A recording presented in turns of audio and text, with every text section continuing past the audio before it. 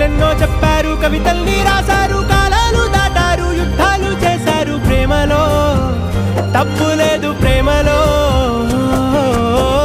వేల వేల వెన్నెలంత నీదవాలి వెలుగునంత మోయమంటే నేను ఎంత రే.